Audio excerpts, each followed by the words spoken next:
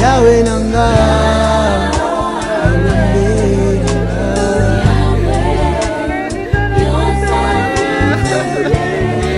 tikana pambola yo Yahweh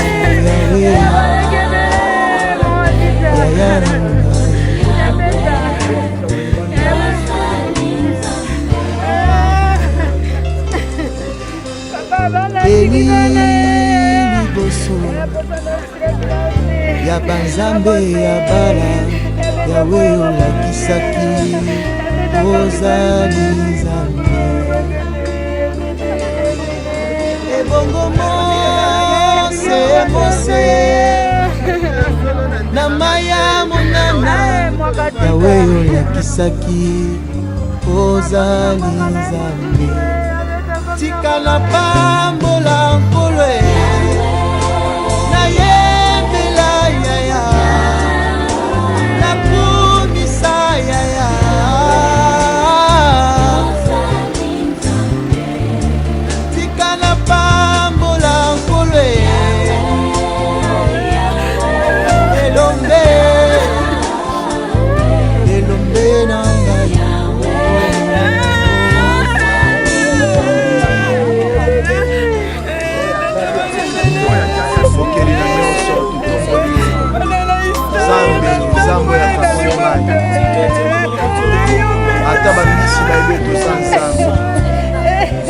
ata bawei bayebi ensemble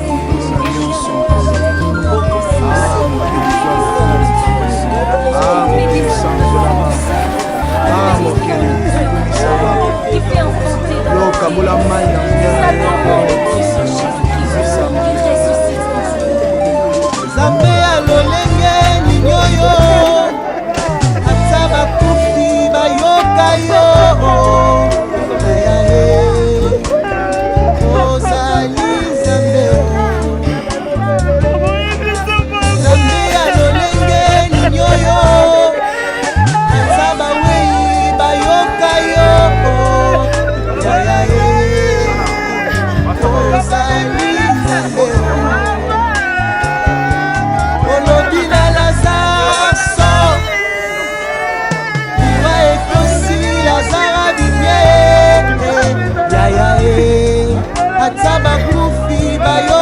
yo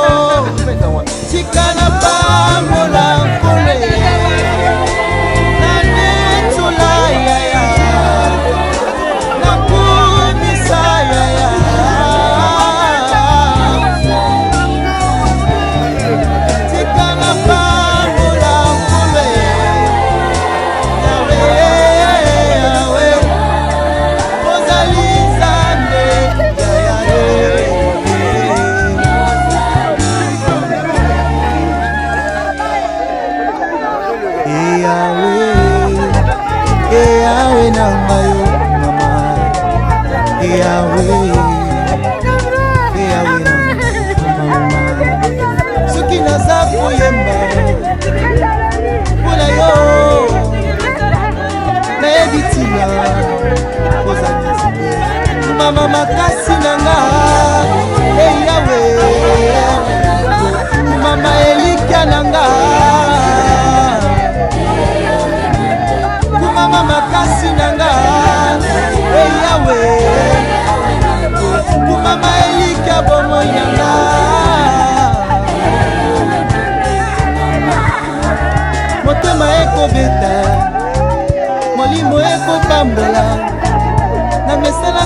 kosola Nzambe na yo okumama makasi na nga Yawe kumama elika na nga kumama makasi na nga Yawe kumama kumama kumama kumama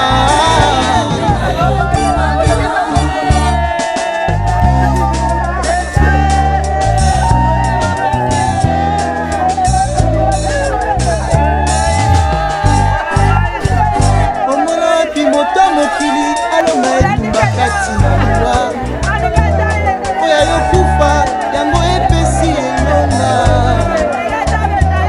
nanyanga kokaki kozwa esika ya bato ebele komemi mikunda ya bato nyonso na nzoto na yo yo mokili na nyonso lati bomoto mpona kobikisanga otali bonzambe na yo te omikitisi masiya Kolo Yesu ondimi pasi Kolo Yesu ondimi soni Yaya nanga Yesu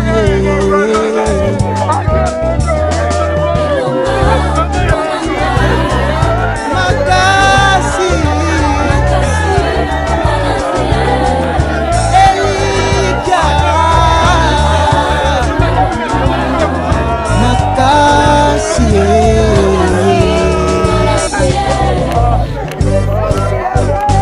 sengo ya kobika na se eza kozala na moto ya kopotela yo kutana na yaya ngai nabangaka lisusu makama te nakotelaka nga Yesu atala dini na libulu ya pasi yaya na nga azali asemboli loboko abibisinga kati na bapasi na nga napeso kombo nini tika na benga yo kaka yayanga elonga makasi eli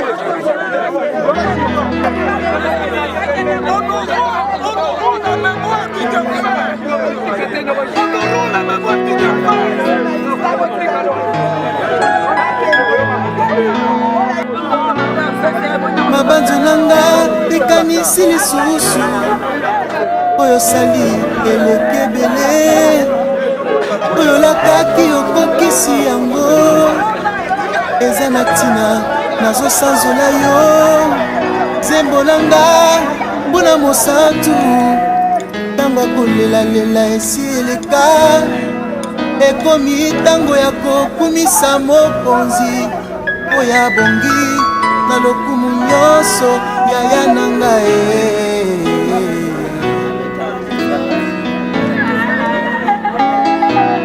yaya na ngai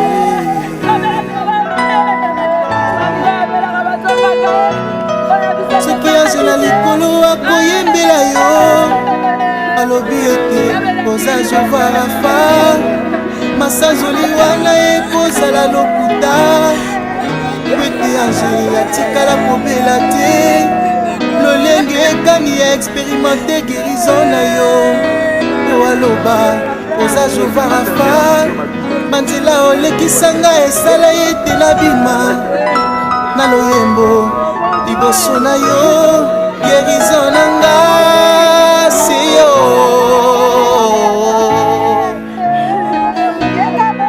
Rafa nanga se yo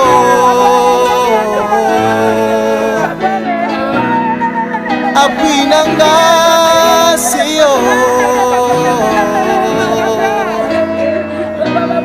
yaya nanga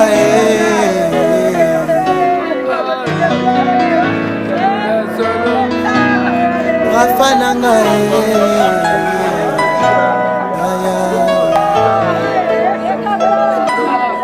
appui nanga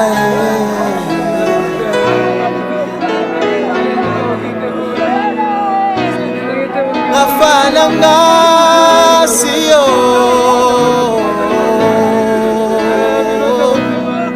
makasi nanga seyo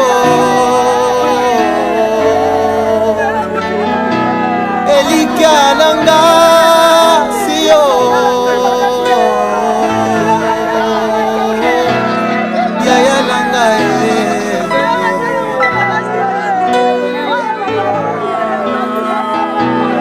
rabi nanga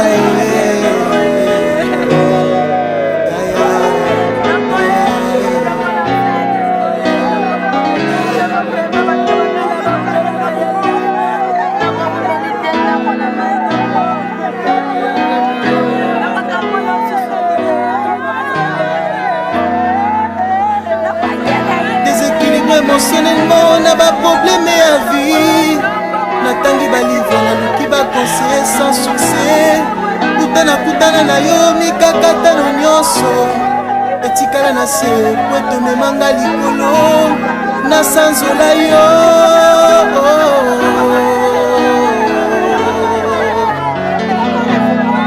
shalom nanga seyo makasi nanga seyo elika nanga seyo seyo yaya nanga yaya rabi nanga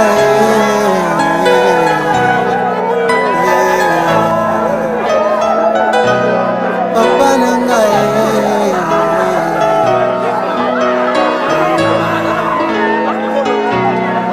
papa nanga siyo makasi nanga siyo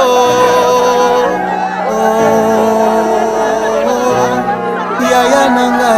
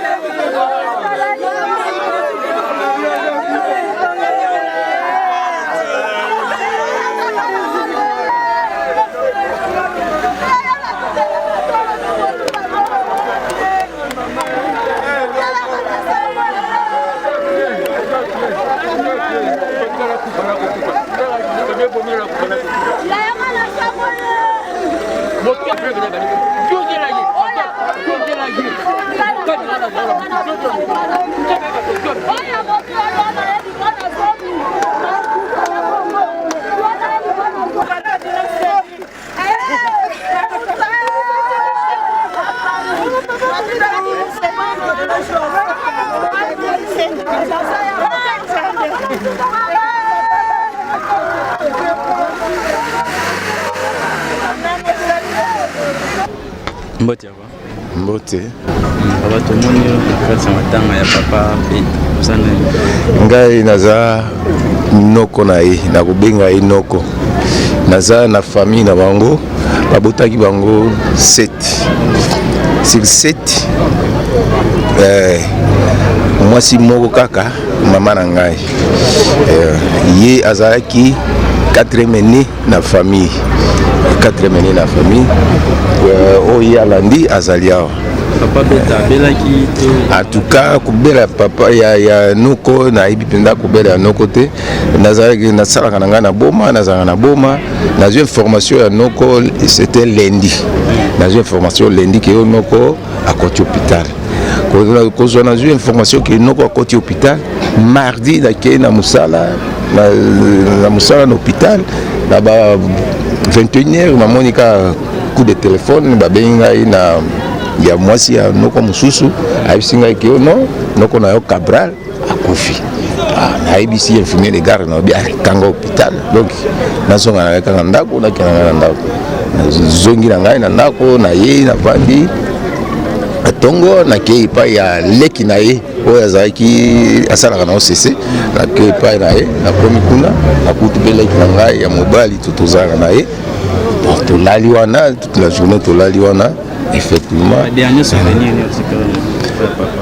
En tout cas dernier souvenir moi nayebisa yo soki nayebi yo epesanga mawa puisque nazalaki soki na ye azalaki na mwa terme moko oyo tozalaki kosekaka na ye mingi soki na ye soki nalobi na eloko wana il faut akatana na koseka il faut mpenza il faut aseka mingi mpenza il faut aseka eloko oyo mpenza ya motia mpenza namoni en tout cas toperdre élément na kati na famille na biso toperdre élément na kati na famille na biso élément moko ya monene toperdre na kati na famille na biso.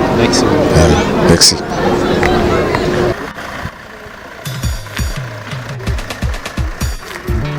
Lokola Dawidi tokwa isi bapete mpe bakapasité na biso liboso na yo mosantu topusani liboso ya ngwende na yo tolingi kotombola nkombo na yo ozali mosantu mosantu mosantu.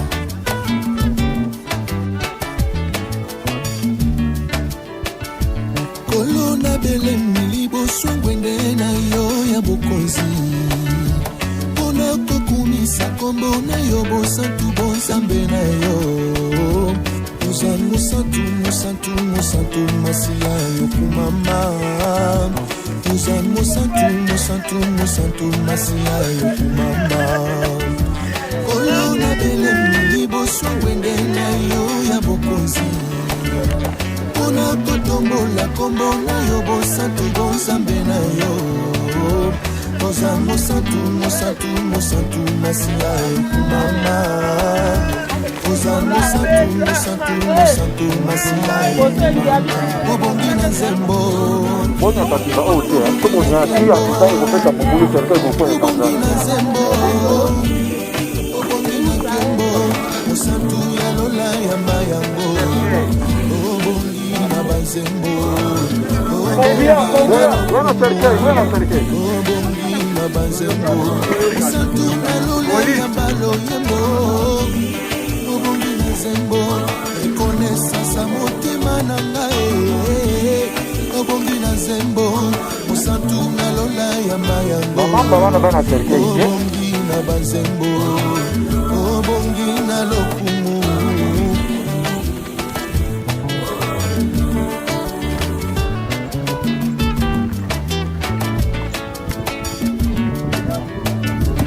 oyo saleli ngai motema na ngai ebyango tikela motema nani akoyeba bolingo yanga na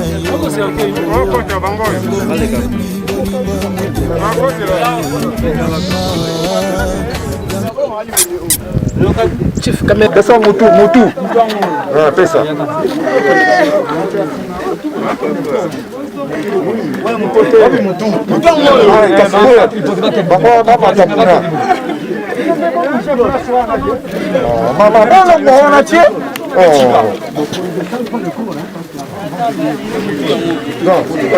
non, on va pas descendre.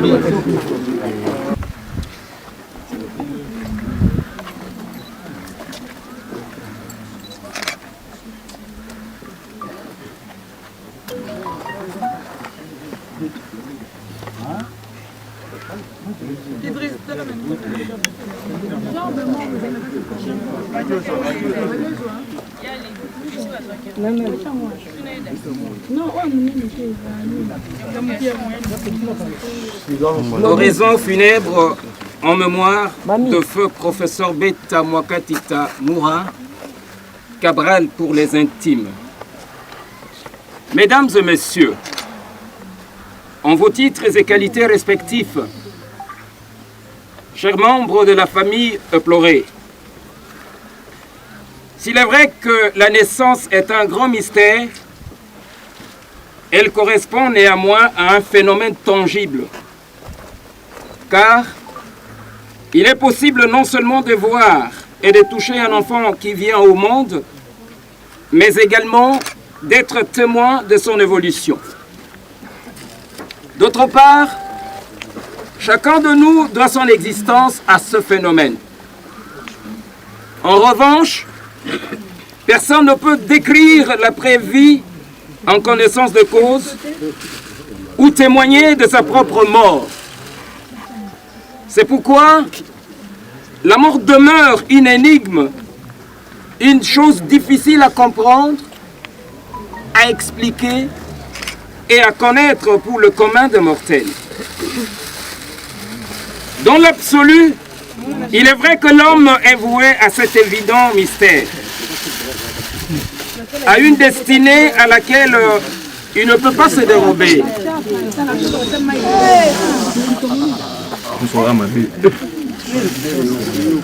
En effet, l'homme naît et évolue graduellement vers un but ultime que l'intelligence insondable divine lui a fixé depuis le commencement des temps. Je cite, « Jusqu'à ce que tu retournes dans la terre d'où tu as été pris, car tu es poussière et tu retourneras dans la poussière. » La mort, cette triste réalité, reste toujours aux aguets de la vie de l'homme. Sans beaucoup de peine, elle frappe qui elle veut, quand elle veut, où elle veut, et très souvent sans une moindre résistance. Voilà pourquoi aujourd'hui, la mort, pour la énième fois, vient par son coup de massue arracher brutalement à notre affection un d'un autre, en la personne du regretté prof Beta Mwakatita Moura Cabral pour les intimes, dont le décès est intervenu ce 12 mai courant vers 19h ici à Kinshasa de suite d'une courte maladie. Mesdames et messieurs, qui était donc cet homme dont la circonstance de la mort nous rend si frileux et si méditatifs? Qui était-il? Celui dont la dépouille est couchée dans cette bière et qui va être bientôt installé dans sa dernière demeure. Feu le professeur Beta Mwakatita Cabral est né un certain 19 septembre 1950 à la mission catholique Mampoko en province de l'Équateur.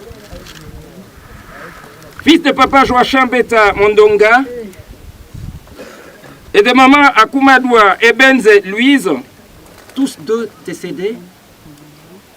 Le prof Cabral était originaire du village de Bombuni, dans la collectivité de Bolomba, territoire de Bolomba en province de l'Équateur, et issu de la tribu Ngombe.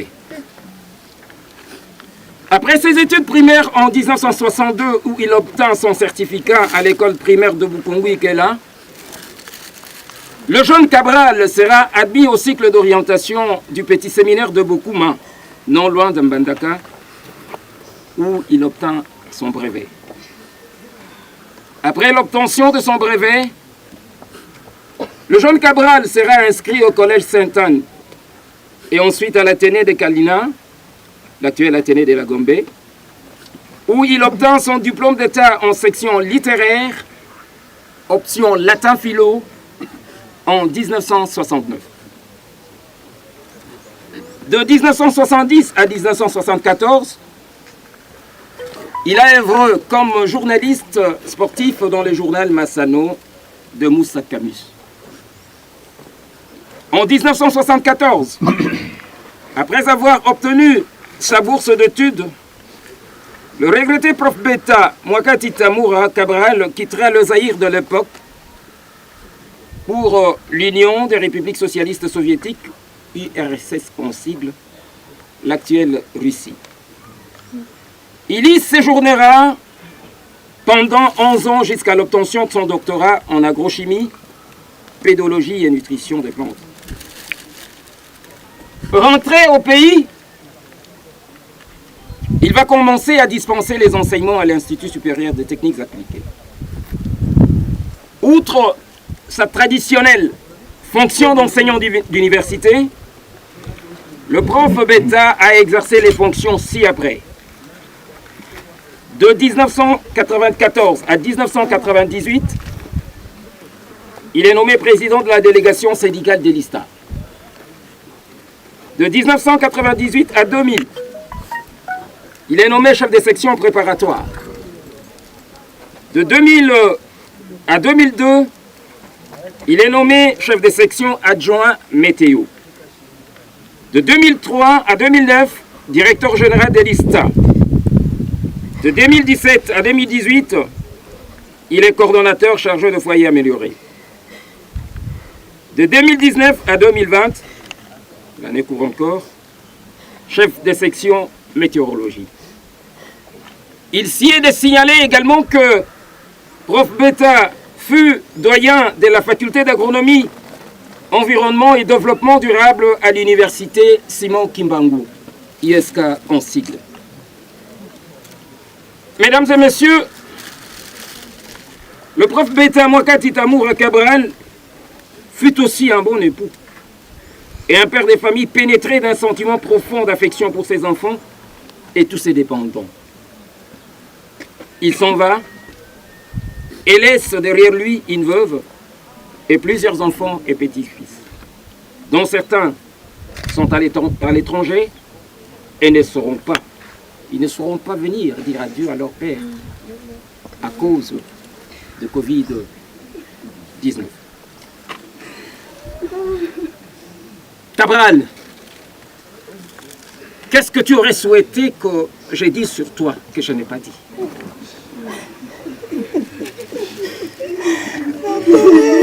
En pareille circonstance, prendre la parole n'est pas un exercice facile, surtout lorsqu'il s'agit d'un grand scientifique comme toi. L'émotion, le stress, pour aduler les valeurs combien remarquables tu y incarnais. Cabral, je ne sais pas si tu m'écoutes en ce moment.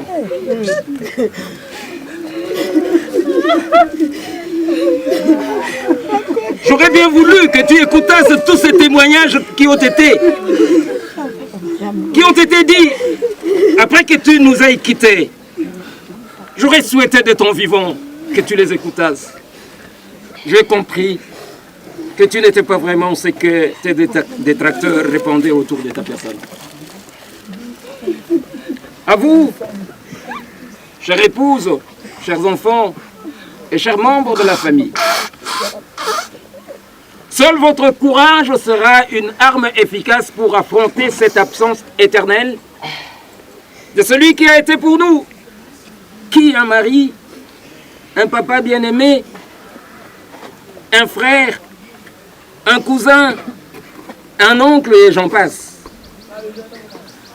En face de cette disparition, vous devez, que dis-je, nous devons, moi y compris, nous devons faire preuve de responsabilité vis-à-vis de nous-mêmes, de sorte que cette absence ne soit pas une occasion de discordes et de divisions. Souvenons-nous que, de son vivant, Cabral a été un homme de paix, aimant la compagnie. Il rassemblait, mais il ne divisait pas. Nous avons donc l'obligation d'honorer sa mémoire. En ton nom, Cabral, nous demandons pardon à tous ceux que tu aurais offensés et par la même occasion, nous accordons le pardon à tous ceux qui t'ont fait du mal. En ce moment sublime de séparation, nous ne pouvons que te dire au revoir. au nom de toute la famille éplorée, en celui de tous tes collègues scientifiques et de tous ceux que tu avais côtoyés durant ta vie scolaire et estudiantine et durant ta brillante carrière, nous restons marqués par de multiples souvenirs que tu as laissés dans nos cœurs, Cabral. Que la nation congolaise te soit reconnaissante à travers le ministère de l'enseignement supérieur et universitaire pour les 32-33 ans de loyaux services que tu as rendus à la nation. Et que la terre de nos ancêtres te soit douce et légère. Adieu, prof Betamwaka Tamoura Cabral. Nous t'aimons encore et toujours. Que ton âme repose dans la paix éternelle.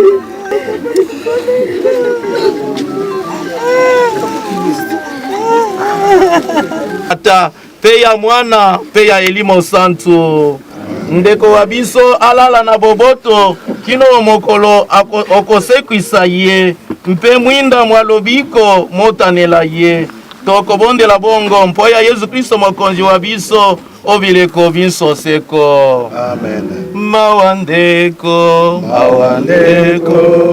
abiso mawandeko abiso Nzambe tata oya mawandeko abiso mawandeko abiso Nzambe tata oya oh paradiso bandelo bamu oh paradiso bandelo bayi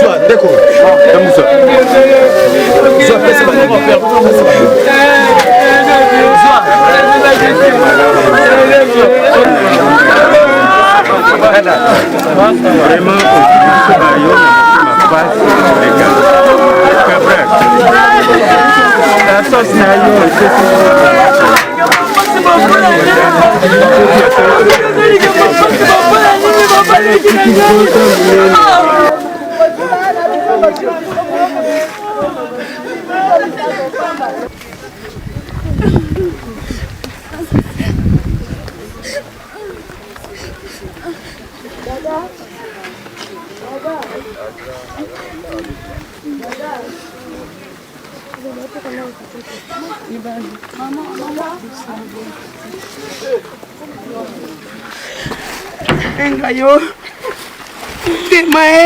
mutema oh Nzambe na ngai oh Nzambe na ngai oh Nzambe okate abona tikani dekwe mokili ote tina banyi na ngai Nzambe na ngai